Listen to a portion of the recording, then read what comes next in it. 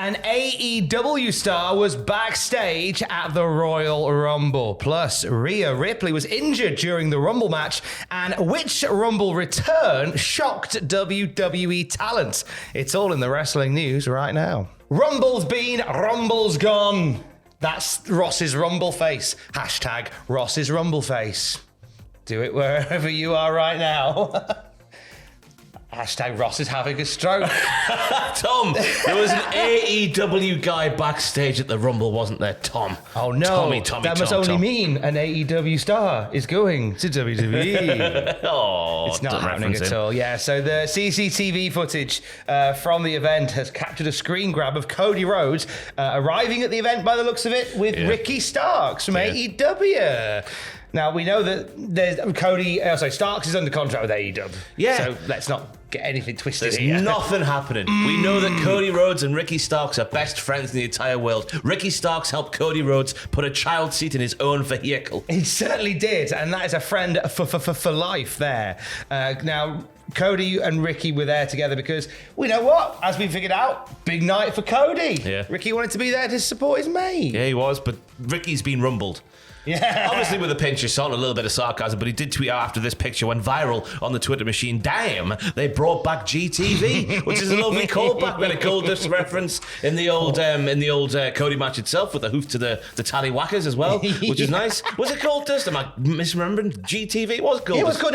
Goldust, GTV was, it was going to be Goldust TV or possibly Tom Green TV. We never found out who the proprietor was of GTV. They call you the Big Show, huh? Yeah. He's got a small pecker.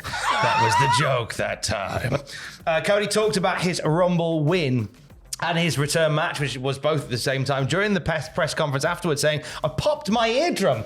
During the match, he popped his eardrum. He said, but I don't care. Just a wonderful Royal Rumble. And like I said, the Rhodes don't have any frame of reference on going to WrestleMania in terms of going on last in a big, big spot. So I'm proud to say I am the one to do it. He also put over Gunther, giving Gunther his flowers, rightly so. This guy's mean. When I went on my excursion, I went to Dub X Dub in Germany. I watched Gunther work. I think maybe a little of Gunther is a good thing. But my God, I needed to rest up. This one peck has already been ripped. I can't lose this one. The guy has a massive, massive, massive future and a massive, massive present as well. Lots of love for Gunther. He was amazing in the Rumble. Oh, yeah. Imagine if Gunther chopped and injured Cody Rhodes. It'd just be like his peck would fly off the chest like a bit of ham that you throw at a baby. Or is it a bit of cheese? You know, you throw a bit of confectionery at a child's face. Funny meme on TikTok. Slap on the face. I was going to say, I mean... But yeah, the Rumble match... Don't have kids just yet, Ross. The men's Rumble match, I thought, was good. It was very logically laid out. Gunther being in there for as long as he was fantastic. Shame about Kofi. Just try something a bit more simple next year. Yeah. Don't retire the spots completely. Get yourself back on track with an easy one. You can go the whole way, my sir. Yeah. I think everyone's had their say on the Rumble, and they'll know there'll be things said throughout the week. But I think, as we were saying beforehand, just they could have done maybe a few more bigger surprises, maybe. But you know what? Instead, we had coherent, contingent storylines that are running throughout the week-to-week television. So I guess, we're getting what we always wanted in that regard, so we can't be too cross. Yeah, it's one of the things that makes the Rumble is the shock returns. It's just the fact that the one big one was Booker T. When you know what I mean? The one unannounced, unexpected. Yeah. Oh my God, completely left wing. I don't know what he's doing here. So, and the other one was Nia Jax. Yeah. We didn't say there'd be good returns and good surprises. We just said there'd be surprises. It was funny how that happened, though. Botched their entrance completely. How bad. The theme starts before the countdown timer starts. Look, she's not like most girls. She doesn't wait till the countdown. The sad thing is she was in there for like only a couple of minutes, wasn't she? But she still injured 23 superstars. I mean, if anything... Fair play. Speaking of injured, Rhea Ripley opened up during the press conference afterwards after her stonking performance. Good morning, mummy. Well done. Big ups to the mother. Rhea Ripley watches Cultaholic. I'm not saying that's connected, but I'm also saying that's connected to her winning the Royal Rumble. She talked about her injury, numerous injuries during the press conference, didn't she? She did. She says, I'm obviously beaten up. My knees aren't very good in general, so my knee did dislocate for a second, and then it went back in. But I'm feeling good now, and because of all of my my emotions. I'm just excited. So I'm blocking out everything else. If anything, I can smell blood in my nose, and that's definitely there, but my knee is good. She also elaborated, because I watched it was the one with Ariel Helwani backstage, where Helwani's there in his suit. Tell me words there, Rhea Ripley. And she said it's an issue that she's had her entire life playing soccer back in Australia and whatnot. Sometimes a kneecap would like slide all the way to the back of the knee, and she'd have to go, huh, and then get it around to the front again. So it's like one of those, she's one of those people with a bendy knee. She's not like most girls. So in one way she was injured, but in the other way I think it's something she just deals with and goes, oh well, it's just part of my anatomy. Yeah, but she also got a bloody nose as well. Was it Dana Brooke gave her a bloody remember, nose? Tom. I have a feeling it might have been a spot around there, but similar to when Becky Lynch got her nose busted open by, was it Check Notes Nia Jax? It was it. She rolled with it and created like a really iconic moment. I somehow feel that like Rhea Ripley ended that match like wiping blood from her face, like makeup running, biting the top rope, like what a woman, what a beast. Great visual. Yes. Pat McAfee as well on commentary was like, it looks like Rhea Ripley's lipstick is smudged across her face or whatnot. And Corey's like, that's not lipstick, Pat, that's blood. And he's like, I can confirm that's blood. Just added to the moment there.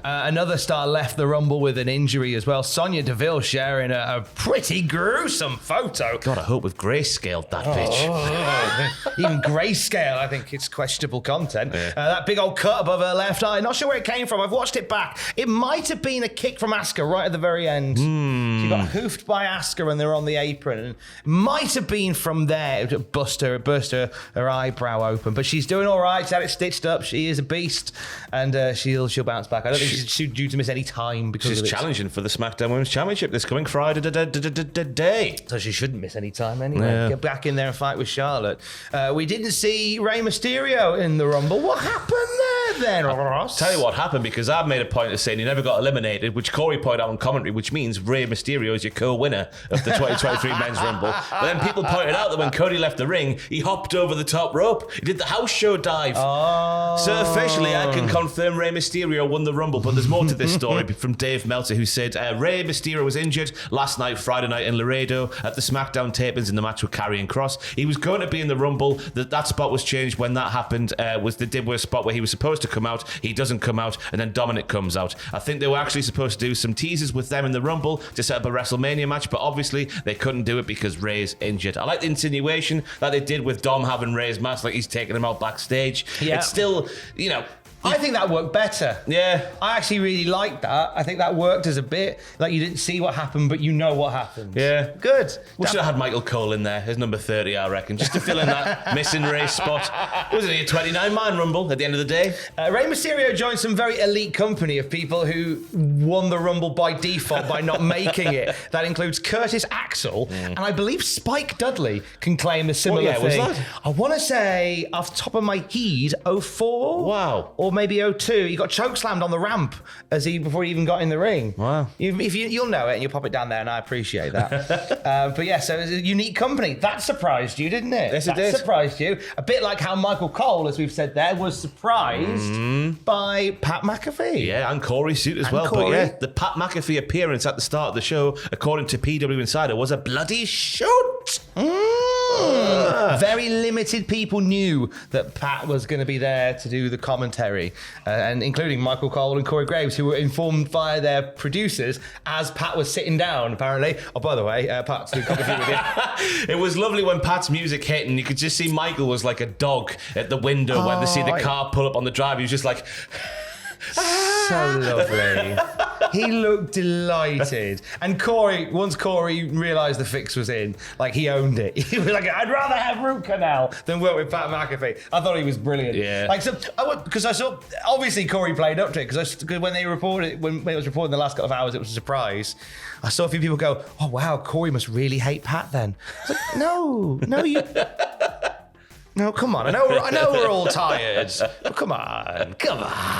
I would hate Pat if I was Corey, because he's just a little bit more palatable on the ear. Easy for me to say. SmackDown Pat from Friday night. Will his words spat? They were everywhere. Yeah, all over. And is he back on Friday, do we reckon? No, I reckon he's back on the American football. I reckon it was whenever that season finishes, someone in the comments will know whatever football he's covering on a Saturday morning, whatever that's done, he'll be back in Wade Barrett's chair.